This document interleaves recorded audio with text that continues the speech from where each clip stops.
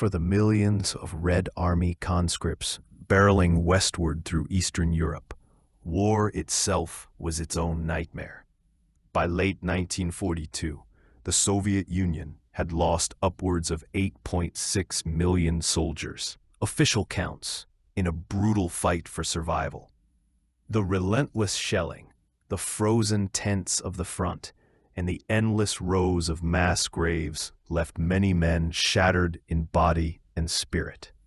In this crucible of violence, traditional beliefs were both a comfort and a crime.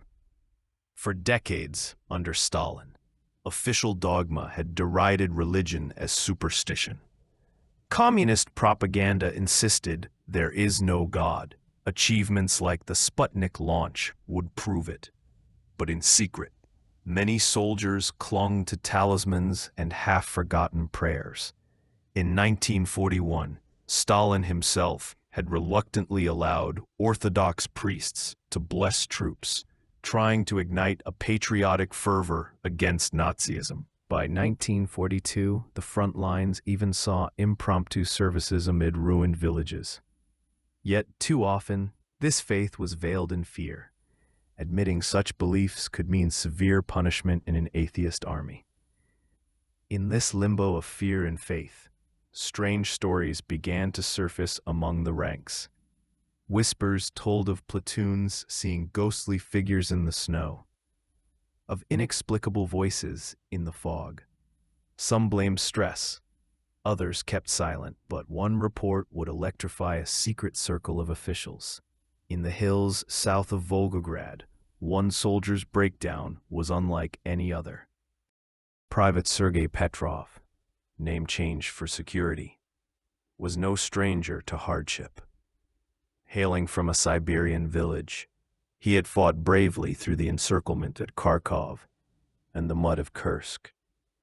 But when his unit reached the outskirts of Stalingrad, his friends noticed a change. At night he talked to himself, eyes darting to empty corners.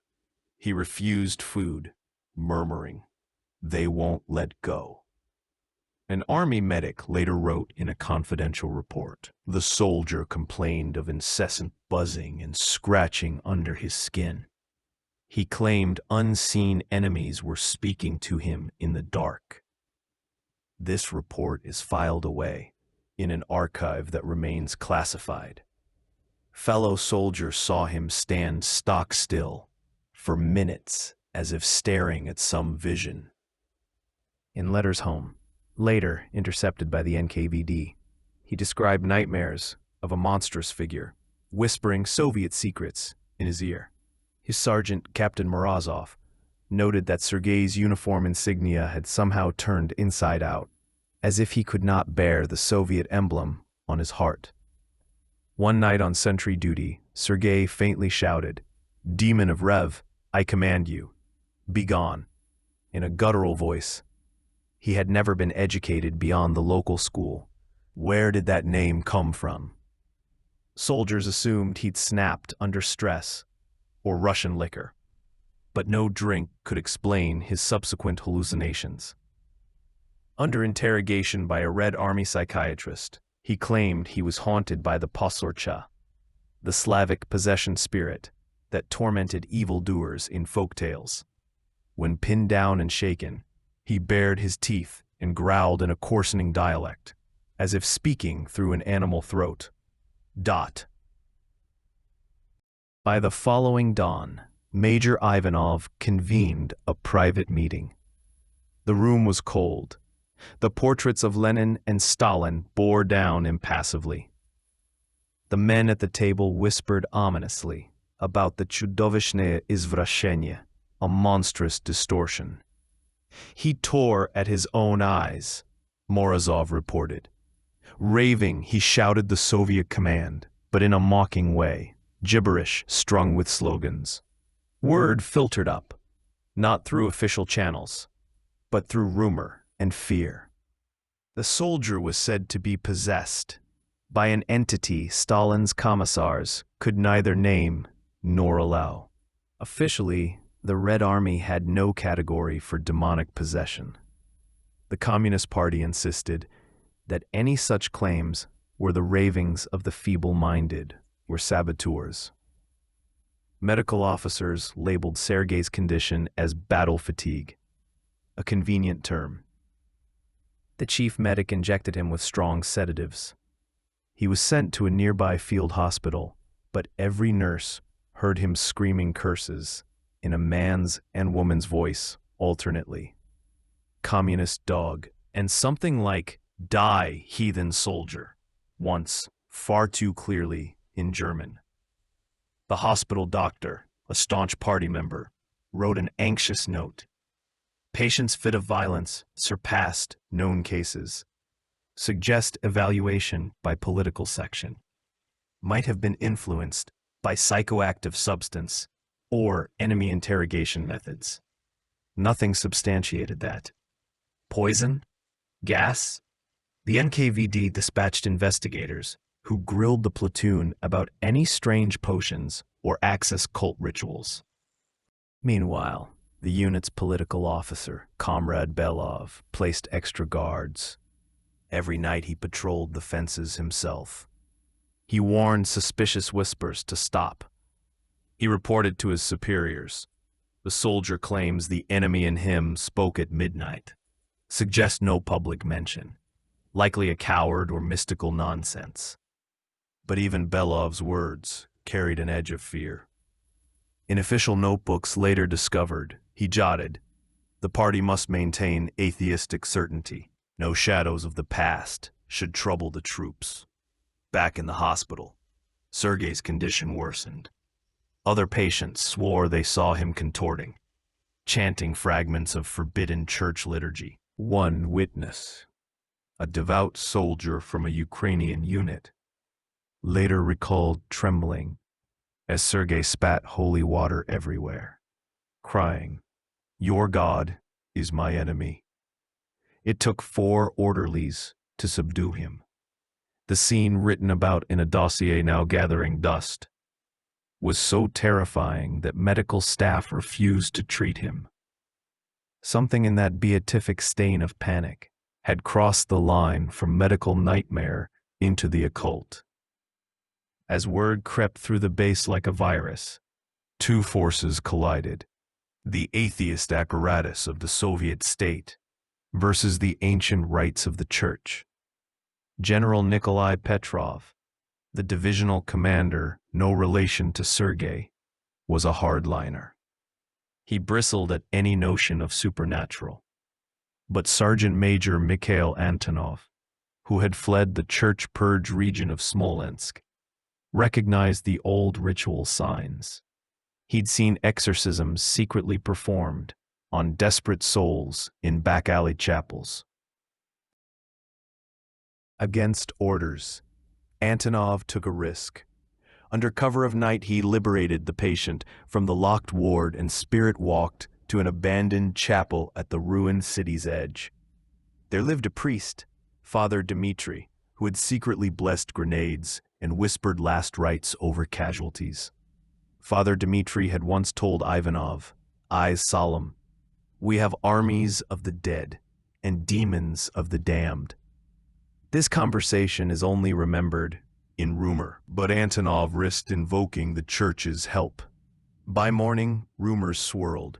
A clandestine meeting had occurred. Some say they saw the dusty priest move through the camp, holy water in hand, cross swinging. Others saw Sergei being strapped to a wooden pew in the ruin. What happened next straddled folklore and fact. Inside that shattered chapel, the air grew still and cold. Candles flickered against crumbling icons. Over hours, the sole witness accounts describe a scene both hypnotic and horrifying. Father Dmitri intoned, sprinkling holy water from a brass brush. When the book of exorcism prayers, with passages of Christ's own demons cast out, was opened, Sergei thrashed violently. He spoke now in a rasping bass, then a shrill falsetto, cursing the name of Stalin and pleading with unseen tormentors. "I will not fall," he moaned. "They are inside me." To the faithful present, it sounded just like the demons of Scripture. Animal growls mixed with human words. This tableau lasted through the night. Holy water splashed on stone floor, hiss as hisses and sounds came from Sergei. The men standing by, simple soldiers and an Orthodox nun Antonov had found, chanted prayers under their breath. Jot. Each name of Christ was spat forth as a weapon of flame. According to one local newspaper clipping later found, written in church crypts, the priest cried out commands, "By the power of Christ's cross, begone, foul spirit." Although this is hearsay from decades later, it recalls how an exorcist drives out demons with water and commands. One chilling detail: witnesses would later swear the air smelled of sulfur, even though no flame was near. When dawn's weak light crept through broken walls, silence fell abruptly. Private Sergei's chest heaved. "He's been spit on," muttered Antonov, wiping sweat from the priest's brow. The rigid body of the soldier slumped as if exhausted. What transpired in that chapel was swiftly removed from official records. Word of it never reached Moscow or even the regimental HQ. Instead, each participant was sworn to secrecy. The divisional commander issued new orders: classify medical case file. Father Dmitri quietly disappeared from the unit.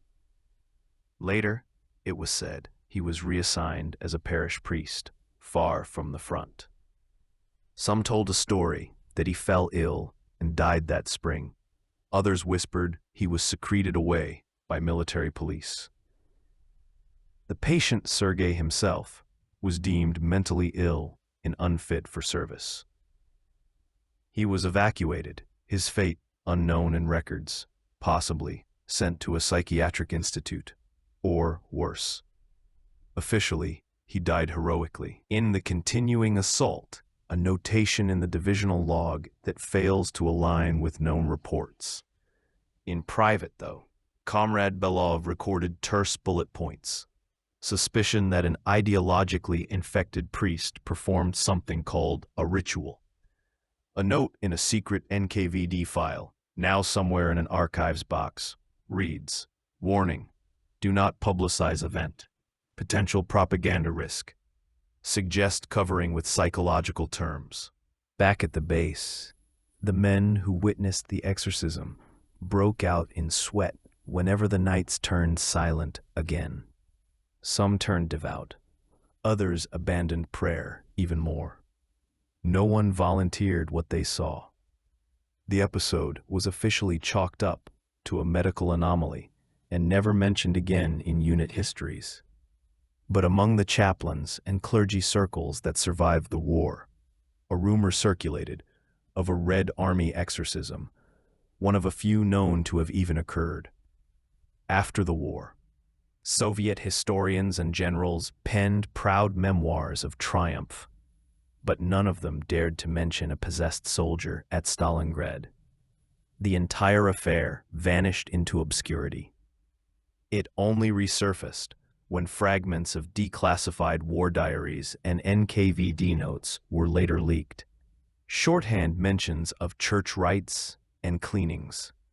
Yet even these cryptic lines have never been published or studied openly. This silence was no accident. The Soviet regime had rigidly suppressed any suggestion of the supernatural as backward, especially in the armed forces. Khrushchev's later anti-religious campaigns, 1957-61, would harshly denounce superstition in villages and towns. In 1961, a state publication sneered that conquest of space proved there can be no God, implying any who claimed demonic forces were deluded. Official materials rewrote war history in clinical, material terms. Anomalies like Sergei's possession never fit, yet people remembered. Fellow soldiers who survived the trench massacre far longer than Sergei would tell subtle hints to their children, though carefully. Some claimed that after the exorcism, a rank on Sergei's sleeve had mysteriously flipped.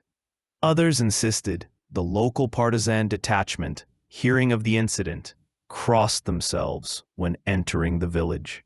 A few old officers, in off-the-record interviews decades later, said simply, "What they did in those days, you couldn't speak of it. But the terror in that chapel, I have never seen anything else like it." The Soviet military files today are a maze of disinformation. Researchers who gained limited access to archives have found only passing odd notes. In one declassified OSS report from 1945, an American officer stationed near Frankfurt wrote skeptically about similar whispers. "Russians have many stories of haunted forests," he noted, "but nothing concrete. They dismiss it as folk nonsense." Indeed, the Soviets preferred to record psychological cases or neurological breakdowns, never possession. As the Cold War dawned, the story of the possessed soldier became a distant, dangerous myth. To Western intelligence, reports of Soviet interest in psychic phenomena only fueled intrigue. By the 1970s, the CIA knew the USSR funded parapsychological research. One document explains that by the mid-1950s, paranormal studies gained political respectability in the USSR. Yet those programs focused on telepathy and psychokinesis, not exorcisms. The idea of a demon in Red Army ranks remained too heretical even for fringe studies. Inside Russia, the Soviet secret police cataloged such tales under ideological disturbances. Many thought the ghost story of a soldier's exorcism was an imperial-era relic, a fairy tale of the peasants. Yet in hushed letters after 1991, some Orthodox clergy hinted they had kept this memory alive. One retired major-turned-monk quietly told a journalist, "Our army did fight demons, but usually the ones in our hearts. No names given, no dates." Meanwhile, the man at the heart of the tale, Sergei, became a footnote. If he lived, records are silent. If he died, he has no grave. But his legacy lingers in clandestine reports and in the minds of believers. For example, a Soviet deserter who fled in 1982 shared a chilling account in a French documentary. He claimed his superiors once spoke of an exorcism performed by guerrilla priests in the Caucasus. Western skeptics dismissed these as propaganda or hallucination. Yet the reference echoes a known practice. During World War II, Stalin himself called on priests for morale. It wasn't unimaginable that in desperation, they tried an ancient rite on a broken man. Decades passed. In 1992, Father Vladimir Gusev, a real Orthodox priest famous for holding exorcisms, explicitly drew a line from the past to the present. He published a pamphlet on demons in Russia, citing wartime legends. Among them, unpublished interviews with old soldiers recounted exactly our tale's outline. A soldier convulsed, a priest summoned, and a dark spirit expelled. The state security services watched these waves of public interest warily. In the 2000s, Russia's government quietly sponsored films celebrating World War II heroism, but none would dare dramatize a religious miracle. Still, underground podcasts and internet forums began buzzing with conspiracies. Did the Red Army really encounter the devil? Modern exorcists in Russia have made headlines. In 2017, the Moscow Times ran a story about exorcist priests restoring souls of the addicted. The imagery of convulsing, thrashing victims screaming devils is the same. whether it's drug addicts or war-possessed soldiers. These contemporary exorcisms bring a surreal light to the historical mystery, a connection across time between Soviet war shadows and Russia's spiritual revival. Yet official secrecy endures. The Russian military archives remain mostly closed to such stories. Even with Glasnost, few historians have seriously checked every column of the war files for mention of this case. Ghost stories don't fit in encyclopedias. So the question lingers at twilight. Was it merely a man undone by the unimaginable pressures of war? Or did something truly demonic claw its way into his soul? Today, as we listen to veterans' whispers and sift through smuggled documents, one truth stands clear. The Red Army was unprepared for this. It had weapons to break steel, but no strategy for breaking an entity. The soldier's fate, whether madness or miracle, was buried under layers of secrecy and ideology. Only the faint sound of a distant prayer remains, echoing through history. On foggy nights at the old war cemetery, some say, one can still hear the murmur of exorcism prayers slipping through the pine trees. Until archives are fully opened, the demon of Stalingrad will remain one of the Red Army's darkest enigmas. A battle that transcended human understanding. Who, in the end, won that night? The question remains unanswered, and perhaps unanswerable, in the pages of Soviet history.